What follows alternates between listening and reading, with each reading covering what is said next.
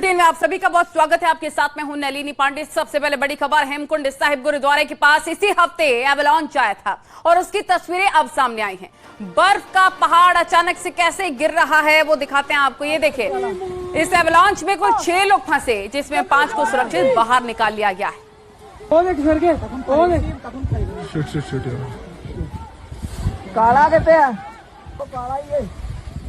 नितिन हमारे सहयोगी तमाम जानकारी के साथ हमारे साथ फोन लाइन पर जुड़ गए हैं। नितिन, ये अब जाकर ये तस्वीरें एवलांच के सामने आई हैं, अभी फिलहाल ताजा अपडेट क्या?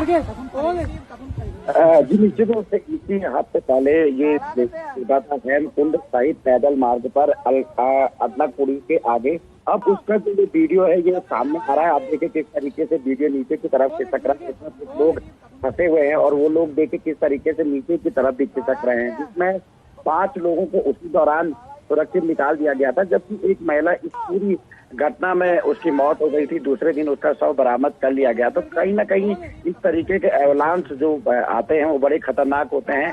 हालांकि अभी रास्ता वहां पे खुला है, एसडीआरएफ की टीम मौके पर तैनात है, लेकिन अब जो ग्लेशियर टूटने का जो वीडियो है वो सामने आया है। जी बहुत शुक्रिया आपका तमाम जानकारी साझा करने के लिए। एक्सक्लूसिव तस्वीरें इस वक्त हम आपको दिखा रहे थे। हेमकुंड साहिब गुरुद्वारे के पास का ये पूरा मामला है जहां पर एवलांच आया।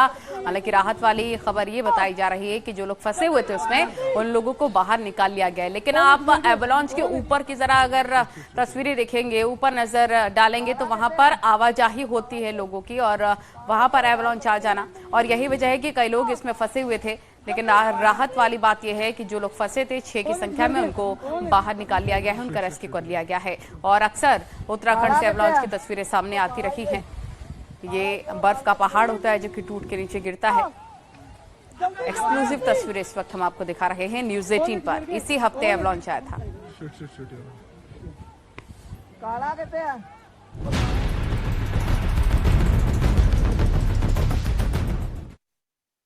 और वहीं यूपी से एक सनसनीखेज खबर सामने आई है। बुंदेलखंड एक्सप्रेसवे पर एक कारोबारी से भारी मात्रा में चांदी लूट ली गई। हैरत की बात यह है कि लूट की इस वारदात में यूपी पुलिस के इंस्पेक्टर और दरोगा भी लिप्त पाए गए। एक हेड कांस्टेबल भी इसमें शामिल था। मामला खुलने के बाद अब तीनों पर एक्शन लिया गया है। यह पूरा मामला क्या है, आइए जानते हैं इस बेहद ही चौंकाने वाली रिपोर्ट में।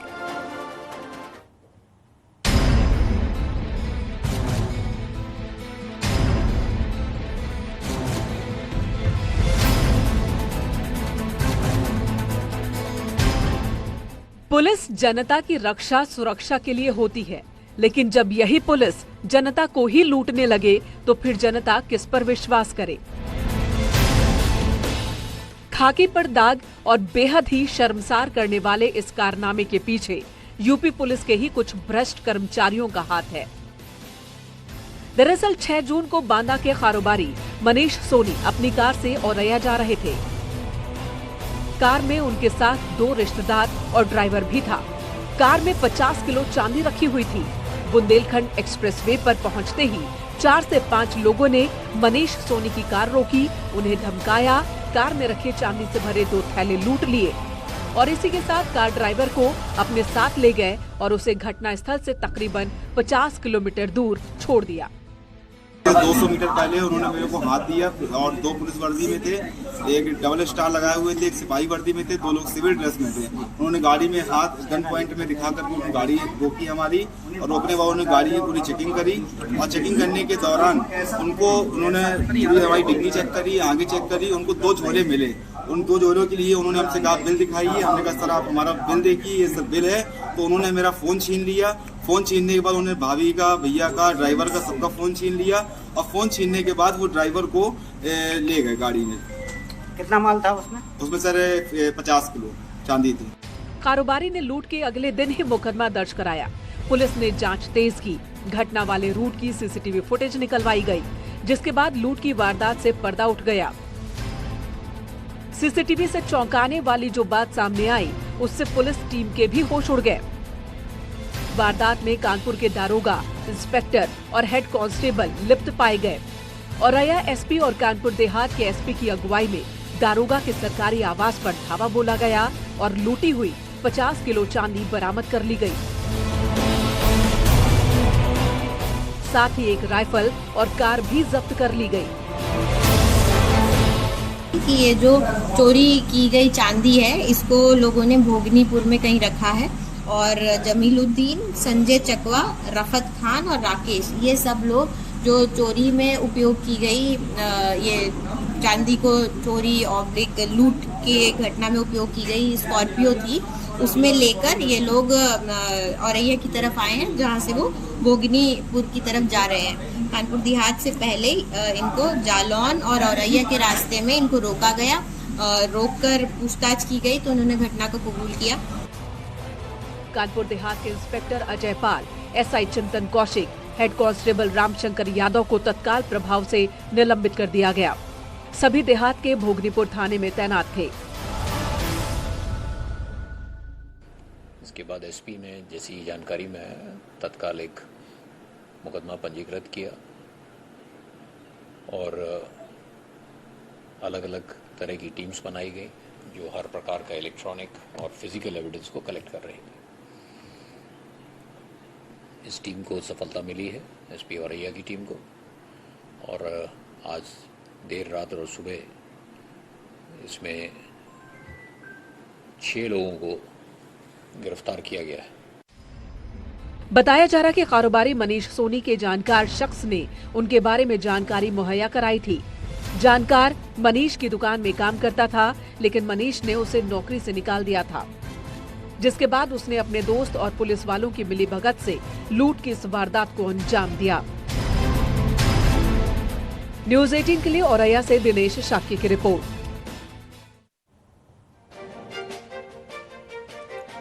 और वहीं झांसी से एक बेहद ही चौंकाने वाला मामला सामने आया है। यहां पर शादी में विदाई के वक्त एक दुल्हन ने ससुराल जाने से इनकार कर दिया और वो मंडप छोड़कर चली गई। इसके लिए उसने 3 शर्तें रखी। क्या है ये पूरा मामला, इस रिपोर्ट में देखिए।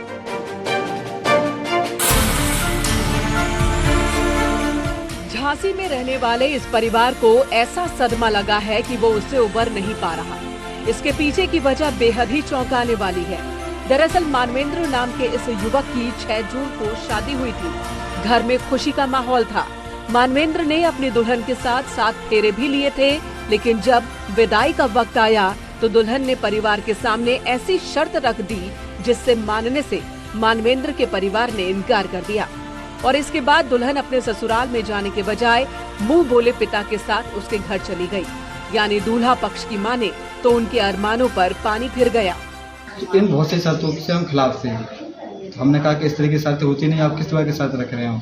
तो उन्हें तुम लोग की शर्तें माननी पड़ेंगी, नहीं तो तुम मंशा क्या रही हुई उस लड़की की मंशा हमारे साथ से अन्य पार्टी की बहुत प्रेशर होगा, तो लड़की की मंशा नहीं रही होगी।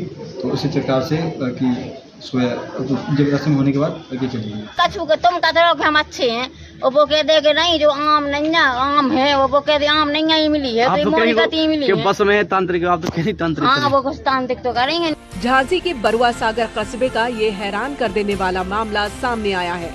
दुल्हन अपने मुंह बोले पिता और बहन के साथ बरुआ सागर के मैरिज हॉल में आई थी, जहां पर ये शादी हुई थी।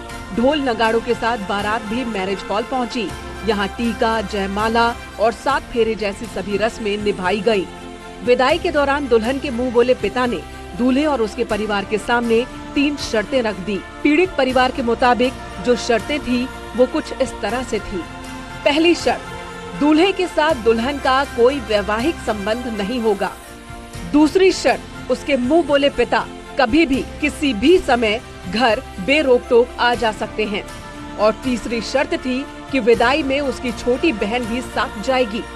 जब मानवेंद्र के परिवार ने शर्त नहीं मानी तो दुल्हन ने डोली में बैठने से ही इनकार कर दिया और वहां से चली गई।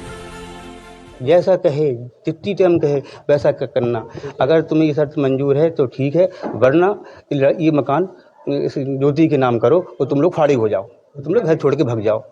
तो हमने कहा भैया हम बच्चों को लेके कहाँ जाएंगे, और लड़की की शादी हो गई है तो वो ऑलरेडी उस घर की मालिक है और उसके नाम तो जब शादी हो गई है तो बहू बन गई है, तो कोई बात ही नहीं है। शादी में मिले झटके से परिवार पूरी तरह से स्तब्ध है। सभी लोग खुद को ठगा हुआ सा महसूस कर रहे हैं। अब मामला पुलिस थाने तक पहुंचा है। न्यूज़ 18 के लिए झांसी से अश्विनी मिश्रा की रिपोर्ट।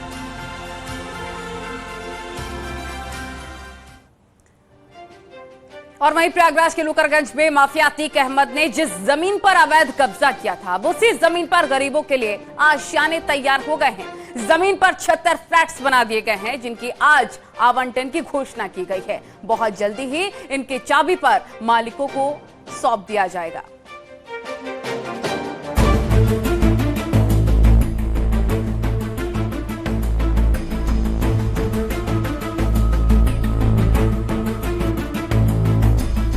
भगवा रंग में चमचमाते ये फ्लैग प्रयागराज के लुकरगंज में बने हैं, जिसमें गरीबों को उनके सपनों का घर मिलने का रास्ता साफ हो गया है। 76 लोगों को उनके घर की चाबी जल्द सौंपी जाएगी। जिस जमीन पर ये फ्लैट बने हैं वो दहशत के दौर की भी गवाही देते हैं, जिसका सीधा कनेक्शन माफिया अतीक अहमद से है। अतीक अहमद जब जिंदा था और जब प्रयागराज में उसकी तूती बोलती थी, तो उस जमाने में इस जमीन पर अतीक का कब्जा हुआ करता था। अतीक के कानूनी शिकंजे में घिरने के बाद ही प्रशासन ने 1731 वर्ग मीटर की जमीन मुक्त कराई थी और इसी जमीन पर अब गरीबों को उनके सपने का आशियाना मिल गया है।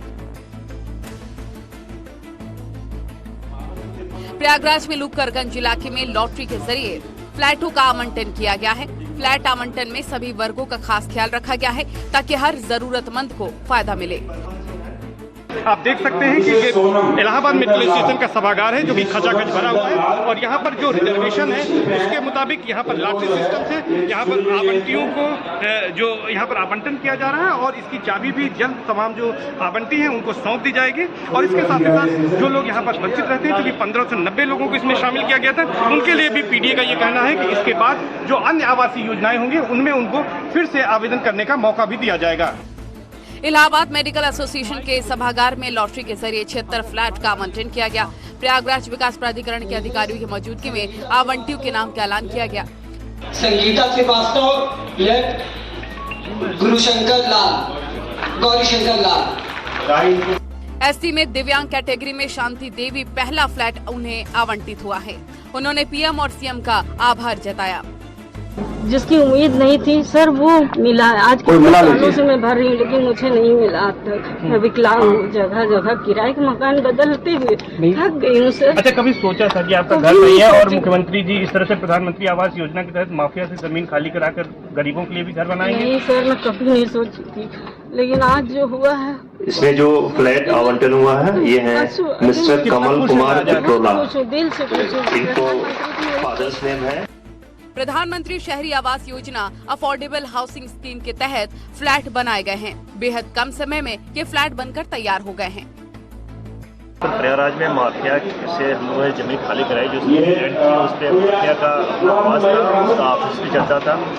प्रयागराज विकास प्राधिकरण ने उसको ध्वस्त किया। उसके बाद से PMI के अंतर्गत हम लोगों ने ये सेक्शन कराया और इस समय पूर्ण रूप से हमारा जो 76 फ्लैट्स हैं बनकर तैयार हैं और आज लॉटरी के माध्यम से हम लोगों ने उसका आवंटन किया। 41 वर्ग मीटर में बने फ्लैट महज 3,50,000 में दिए जा रहे हैं, जबकि एक फ्लैट की कीमत 6 लाख रुपए है। इन फ्लैटों पर 1.5 लाख रुपए केंद्र सरकार और 1 लाख राज्य सरकार सब्सिडी दे रही है। फ्लैट में 2 कमरे, किचन और टॉयलेट की सुविधा है। कॉमन हॉल और पार्किंग की सुविधा भी रखी गई है।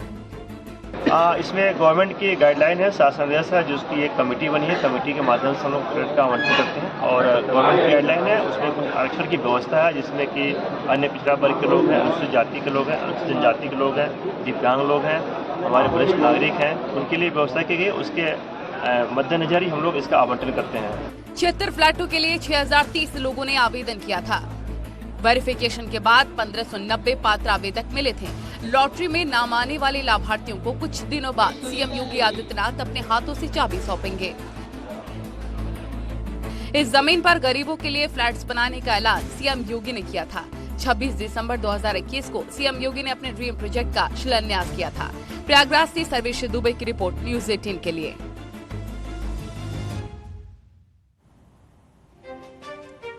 और न्यूज़ 18 के खास शो 3 के 3 में यूपी के डिप्टी सीएम केशव मौर्य ने अखिलेश और राहुल पर निशाना साधा। आपको सुनवाते हैं क्या कुछ उन्होंने कहा।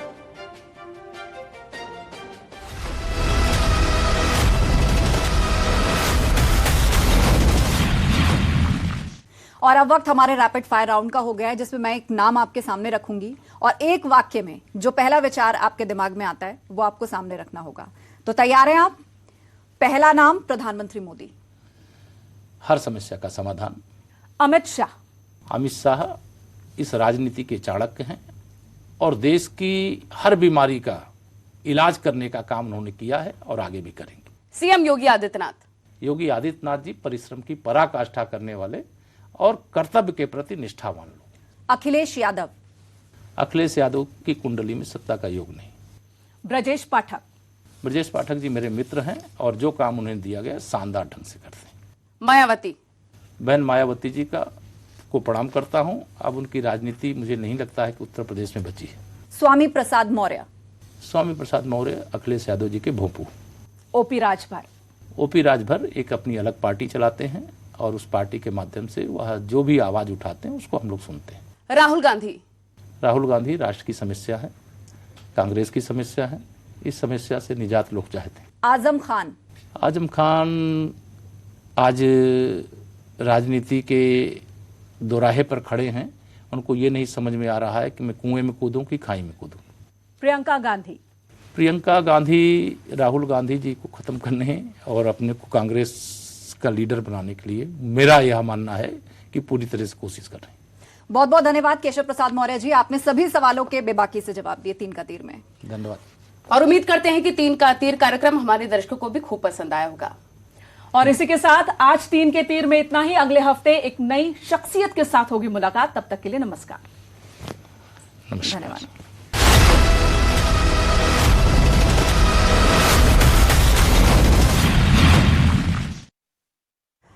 और वहीं एसपी नेता आजम खान का एक वीडियो वायरल हो रहा है। अब्दुल्ला आजम के 2 जन्म प्रमाण पत्र के मामले में कोर्ट में पेशी के दौरान जाते आजम खान पुलिस कर्मियों से कहते नजर आ रहे हैं कि तुम ही लोग तो मरवाते हो।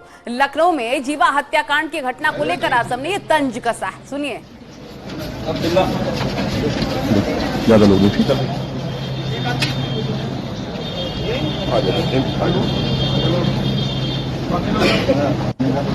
अरे लोग तो मरवाते हैं, नहीं हम कैसे मरवाते? अब्दुल्ला ज्यादा लोग ठीक है।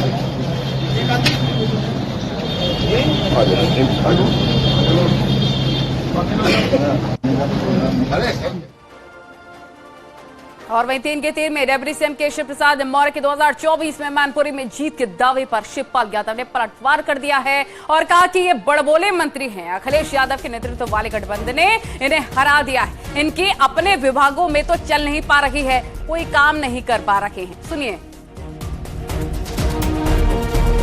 ये बड़बोले कोई मंत्री हैं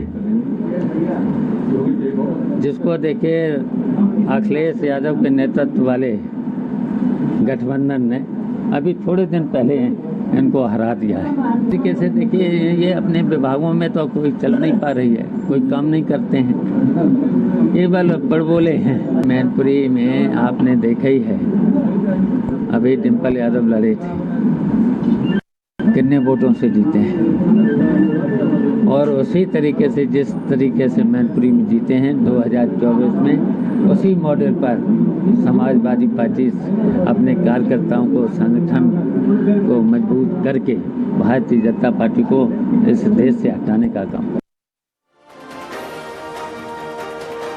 और चंदौली में किसान सम्मान निधि के लिए शिविर का आयोजन हुआ, जिसमें शिरकत करने कृषि मंत्री सूर्य प्रताप शाही चंदौली पहुंचे। पत्रकारों से बातचीत करते हुए कृषि मंत्री सूर्य प्रताप शाही ने कहा कि यूपी के ग्राम पंचायत में इस तरह के शिविर लगाए जाएंगे जिससे किसान सम्मान निधि को किसानों तक पहुंचाया जा सके। अब तक 57,110 ग्राम पंचायतों में इस तरह के शिविर लगाए जा चुके हैं। कृषि मंत्री ने कहा पीएम के ड्रीम प्रोजेक्ट पीएम किसान सम्मान निधि को लेकर किसान शिविर के माध्यम से किसानों की समस्याओं का समाधान करना सरकार की प्राथमिकता है।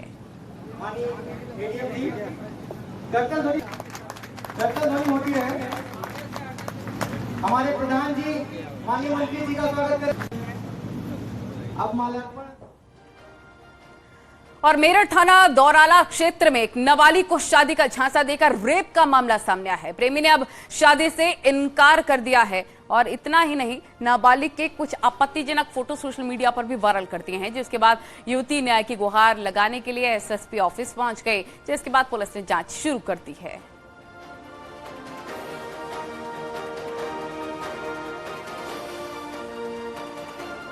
दौराला थाना क्षेत्र के अंतर्गत एक युवती ने रोहित नाम के युवक पर गंभीर आरोप लगाए हैं।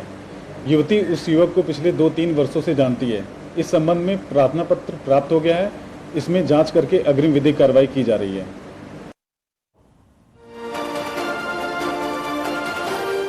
और प्रधानमंत्री नरेंद्र मोदी के ड्रीम प्रोजेक्ट रैपिड रेल का उद्घाटन अगले कुछ महीनों में हो जाएगा। ऐसे में देश की पहली रैपिड एक्स ट्रेन का परिचालन जर्मनी की डीबी इंडिया कंपनी को 12 साल के लिए सौंप दिया गया है। कंपनी 82 किलोमीटर लंबे दिल्ली गाजियाबाद मेरठ कॉरिडोर का काम 12 साल की अवधि के लिए करेगी। देश की पहली रैपिड एक्स ट्रेन का परिचालन जर्मनी की डीबी इंडिया कंपनी को 12 साल के लिए सौंप दिया गया है।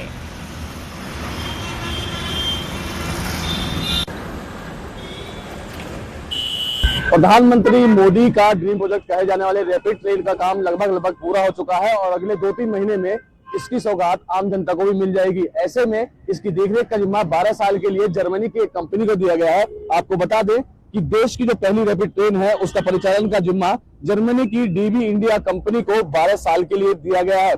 कंपनी 82 किलोमीटर लंबे दिल्ली गाजियाबाद मेरठ कॉरिडोर पर 12 साल की अवधि के लिए काम करेगी।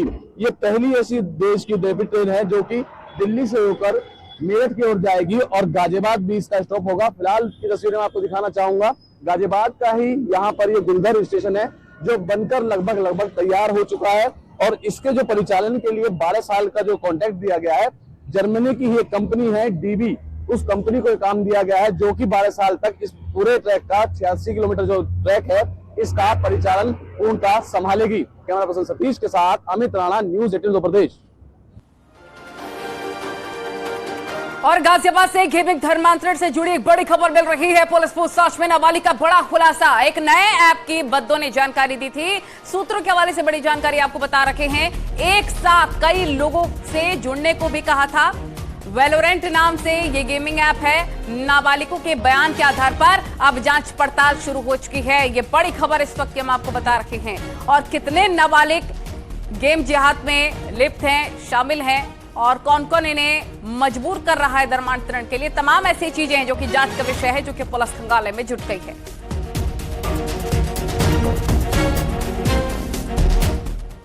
खबरों का सिलसिला लगातार जारी है। वक्त बहुत ही छोटे से ब्रेक का।